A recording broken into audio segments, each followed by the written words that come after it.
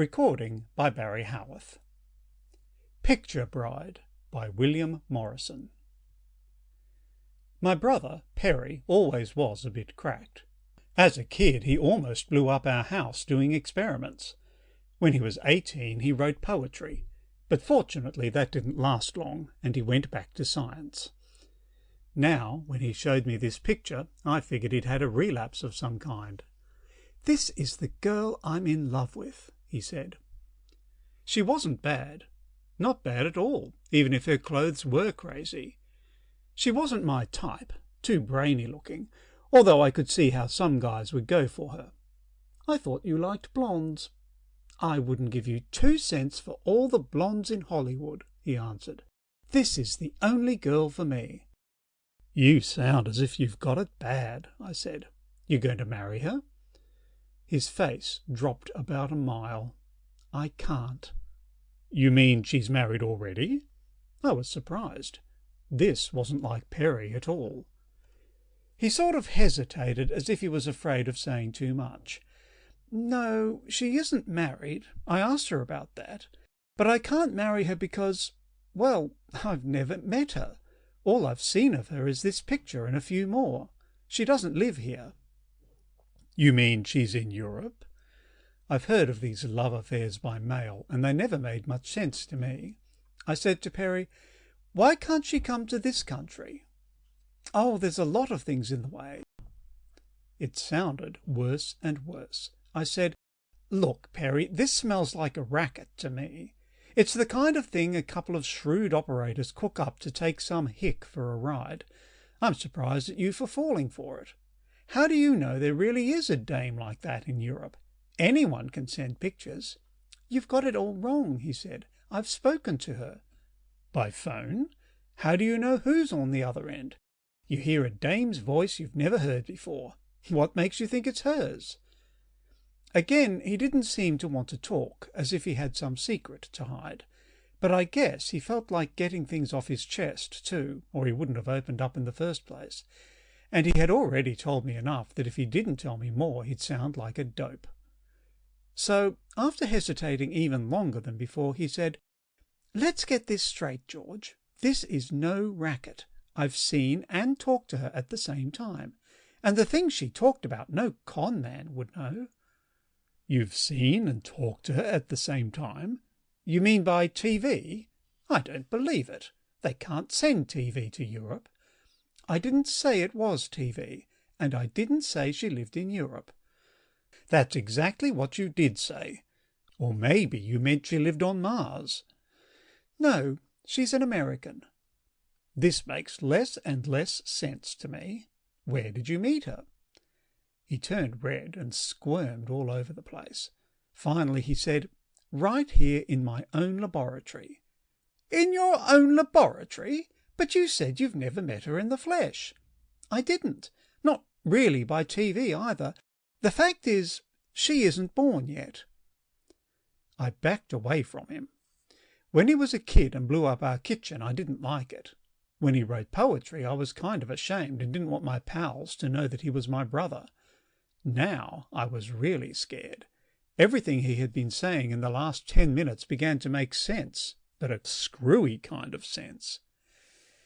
He saw how I felt. "Don't worry, George. I haven't gone crazy. Her time is 2973, more than 1,000 years from now. The only way I've seen and talked to her is on a time contact machine." "Come again?" "A kind of time machine. It can't send material objects back and forth across time, as far as I know, but it can send certain waves, especially the kind we use to transmit signals. That's how she and I could talk to each other and see each other."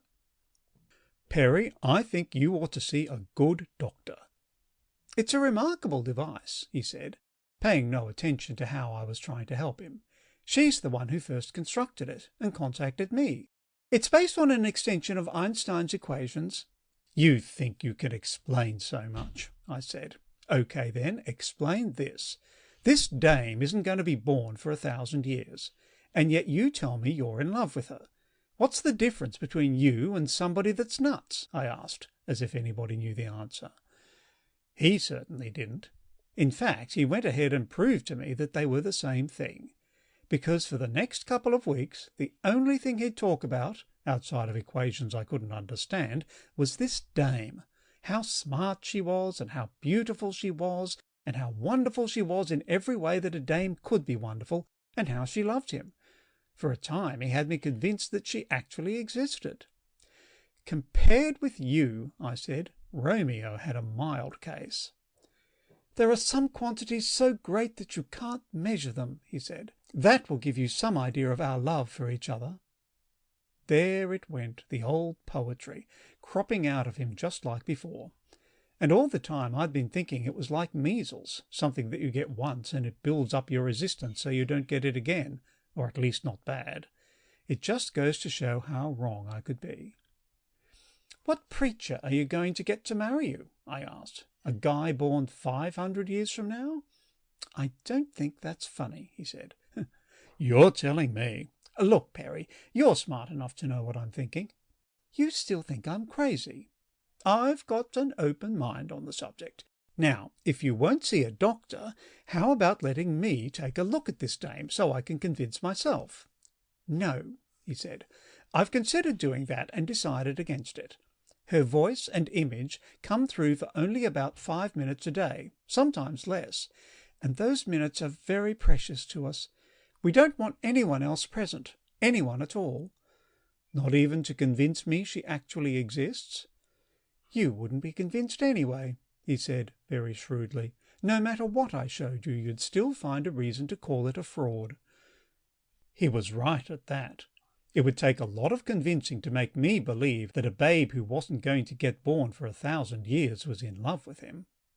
I began keeping an eye on Perry, dropping in at the laboratory to pay him visits. There was what looked like a 10-inch TV tube in one corner of his place, not housed in a cabinet, but lying on the table among dozens of other tubes and rheostats and meters and other things I didn't know about.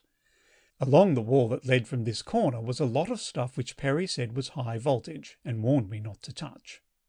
I kept away. I wasn't trying to figure out how to get myself killed. All I wanted to know was when he saw this girl. Finally, I managed to pin the time down to between 2 and 3 in the afternoon. For 5 minutes every day, during that hour, he locked the door and didn't answer phone calls. I figured that if I dropped in then I might get a glimpse of her. And that's what I did. At first, when I knocked on the door, there was no answer. In a minute, though, I heard Perry's voice, but he wasn't talking to me. He was saying, "Darling," and he sounded kind of sick, which I figured was due to love. Come to think of it, he might have been scared a little.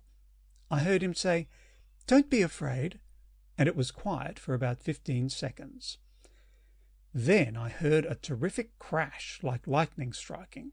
The door shook, and I smelled something sharp, and the first thing I wanted to do was to get out of that place, but I couldn't leave my brother in there. I got my shoulder to the door and had no trouble at all. The explosion, or whatever it was, must have weakened the hinges. As the door crashed in, I looked for Perry. There was no sign of him, but I could see his shoes on the floor in front of that TV tube where he must have been standing. No feet in them, though, just his socks. All the high-voltage stuff was smoking. The TV screen was all lit up, and on it I could see a girl's face, the same girl whose picture Perry had shown me. She was wearing one of those funny costumes, and she looked scared. It was a clear picture, and I could even see the way she gulped.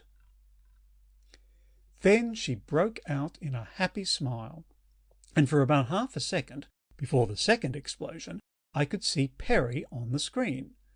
After that second explosion, even though it wasn't near as big as the first, that TV set was nothing but a mess of twisted junk, and there was no screen left to see anything on. Perry liked to have everything just so, and he'd never think of going any place without his tie being knotted just right, and his socks matching, and so on. And here he'd travelled 1,000 years into the future in bare feet. I felt kind of embarrassed for him. Anyway, they were engaged, and now they must be married, so I guess she had slippers waiting for him. I'm just sorry I missed the wedding. End of Picture Bride by William Morrison. Recording by Barry Howarth, Brisbane, Australia.